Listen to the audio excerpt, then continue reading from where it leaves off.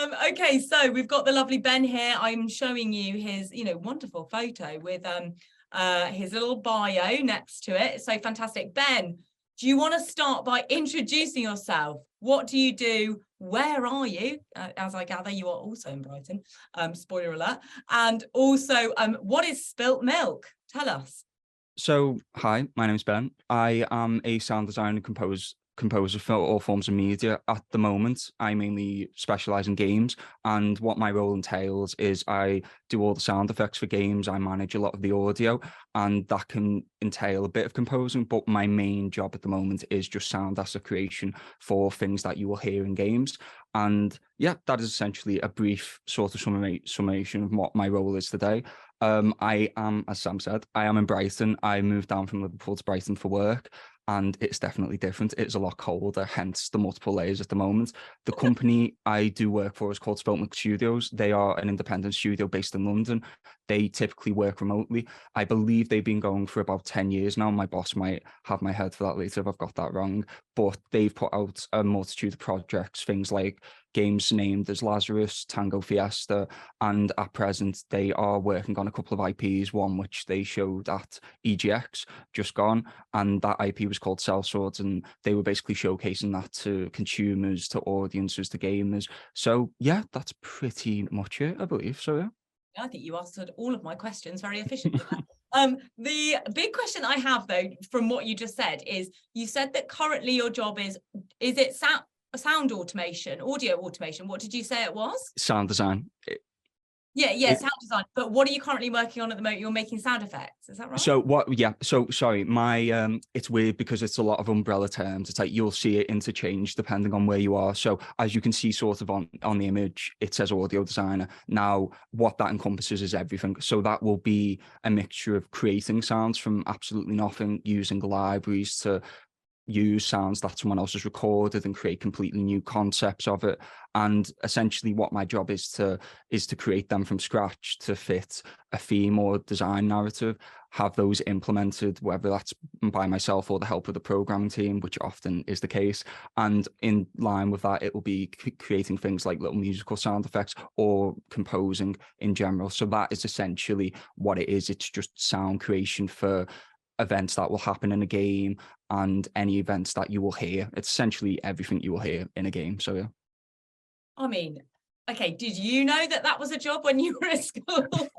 No, I like a lot of people, I feel, for me, I was very much aware that someone does this, but I didn't know it was called anything. I didn't know that, oh, you can make a career off this. So my understanding of this was, okay, I play games, I'd watch films, I know someone does this because someone gets paid for this. It is a job, surely. But I didn't know what it was called. I didn't know how to get into it. I certainly didn't know that it was, oh, there's all these layers to it and all these job roles within that you can climb up a ladder, you can work in multiple industries across. So no, I had no idea, no.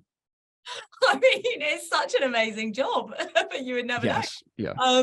So how did you get into it? The short tale, to keep it time constrained, is I had no intention of going into this. I didn't know I wanted to do this arguably till I was about 22. So how I essentially got into this originally was at 16, I was in sixth form and I wasn't particularly enjoying what I was doing at the time. And I didn't really know what I wanted to do. And I'd gone through a multitude of different things, apprenticeships and sort of looking at different ways because I wasn't academically inclined, nor did I enjoy school. So one of the things I wanted to do was pursue music. So eventually I took the decision to pursue music and I left sixth form. I went to the community college up in Liverpool. I studied my GCSE in music there, did my A-level with them. And I wasn't too keen on going to university because I'd never had the student debt situation explained to me, which is quite daunting, especially when whether you're 16, 15, younger, or even older, and you're looking at this and you're looking at these large numbers and it's like, well, this is quite terrifying. So I eventually got encouraged to go to university, ended up going to Salford, and it was only halfway through my second year, I got taught by the lovely gentleman in the bottom corner who is pictured with me when I got my degree, Simon Connor. He runs the audio for media module at Salford. Just enjoyed it. It was just something I just gravitated towards. And I think, I was about 22, and that was just the realization of, oh, okay, I want to do this. Fast forward a little bit. what happened was couldn't get work outside of university, especially after COVID. And then I ended up working nights in Tesco's while still doing some freelance sound design. I did some freelance work for a Brazil-based team in Brazil. And yeah, I was just sort of job searching, and eventually I just walked into the job centre off the off chance of a family friend, and they put me on Kickstart. And long story short, that's how I got picked up by Spilt Milk, and I'm still with them today. So. Oh my goodness me, what an amazing story. So it was over, so this was quite recently then, over the pandemic, is that right? Very much so, yeah. Half of my degree was over the pandemic. I graduated in 2021.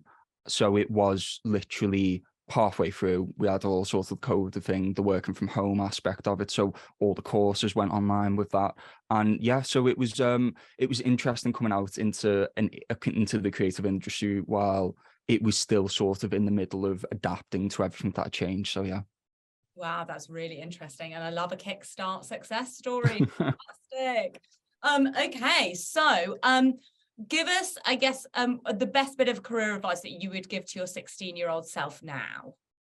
Best bit of career advice I would give is, it's sort of slightly off, because the way I got into this, I appreciate, so people might be watching this going, well, Kickstart doesn't exist, how do I do this?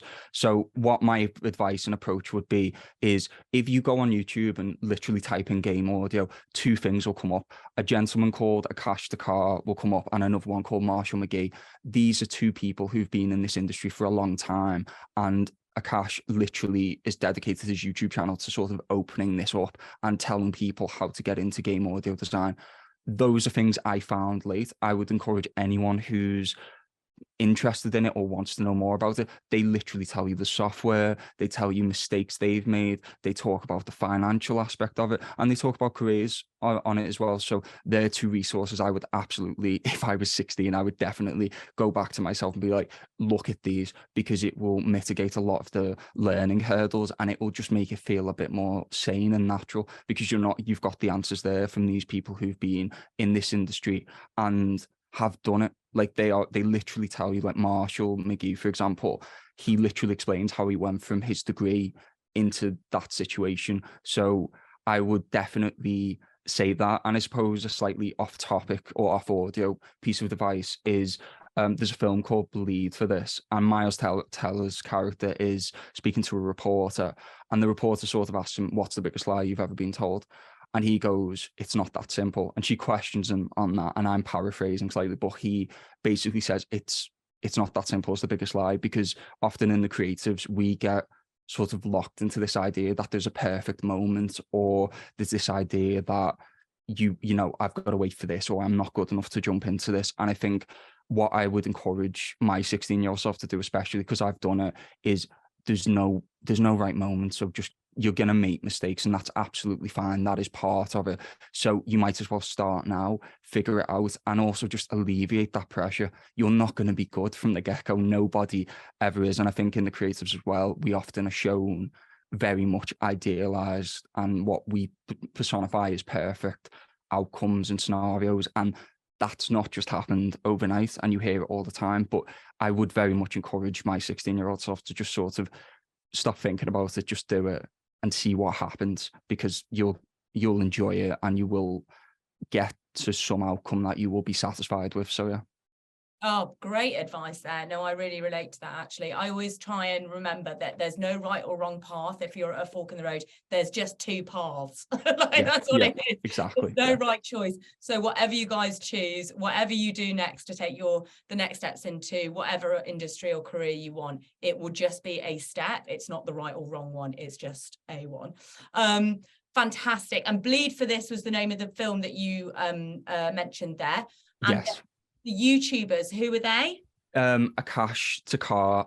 I will send you links to both the YouTube channels so you can display them. But those two, I would desperately encourage people to look at them, because not only is it sort of living and experience proof of people who've gone and done this, but it's people who haven't just walked into it. There's been very much those learning curves and those questions that I think not only graduates but younger students who might be interested in this might not might not understand or want to find more about. So I will send you those links, but the names were Akash Dakar and Marshall McGee. If you type in game audio on YouTube, though, they will come up. Akash will be the first thing that comes up. So fantastic. Well, if anyone wants some homework to do this evening, that's a good one. Let's give it a go. My final question, because we are going to run out of time otherwise, is okay, so it's been a big theme this week already, the intersection, the hybrids between two creative industries, because often we do think that you can only be a games developer in the games industry, for example. You are the perfect example of someone who loves music and audio and has managed to merge that with an interest in games. So can you tell us a bit more about how those two worlds cross over, how much you love it, and how you didn't know that was an option maybe when you were younger?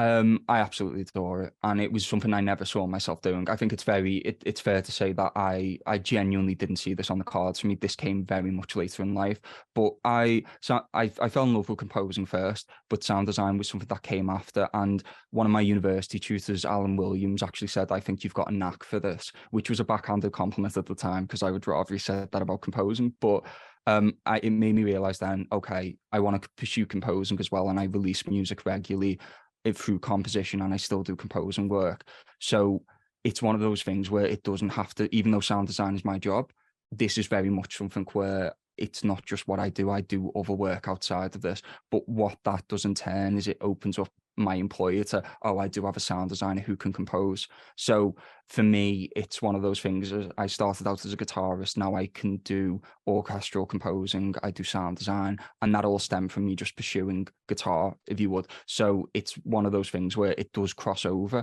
and it crosses over more than you realize, but you only figure that out, I suppose, as you get into it and you suddenly realize, oh, there's more options for me. It's not, you have to be a games developer. I know programmers who do a lot of audio implementation. I know designers who do art, and vice versa. So it is something where you find the skills always intersect regardless.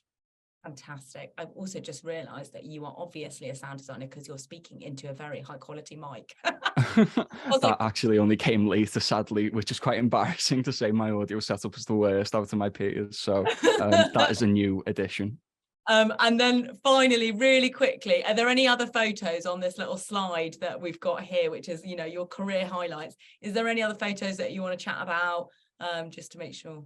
I suppose just at the top left is sort of the team more or less this time last year, and this was a month after me being with the company. We came down for the anniversary, and I think it's just to point out, look, the games industry it's a daunting thing, but the people you meet in it really just they love what they do, so they really just want to get on with people. So it's a very cliche thing to say, but anyone who's interested in getting into it, be a bit more relaxed about it, because often in times, while you might meet the specifications of the job, it is about your ability to get on with people. Like all these people I work with, I genuinely have a lovely rapport with, and I have a laugh with, and we are friends as well as colleagues. So I just can't sing their praises enough. I've been very fortunate to fall into a company where I'm encouraged myself, but I've also met everyone through them, and every individual I've met through them has been absolutely wonderful and lovely. So yeah, I can't really speak higher of them actually. So that's so nice. Wow. The link to Spilt Milk, if anyone does want to check it out, is in the chat.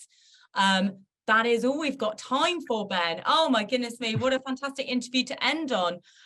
Thank you so much for joining us. Really interesting to hear all about your very unique job. Well, also not that unique because other people do it, but something that you would never know was a job in games. So it's been fascinating chatting to you. Thank you so much for joining us, and have a lovely rest of your day. Have a lovely afternoon. No, thank you very much for having me.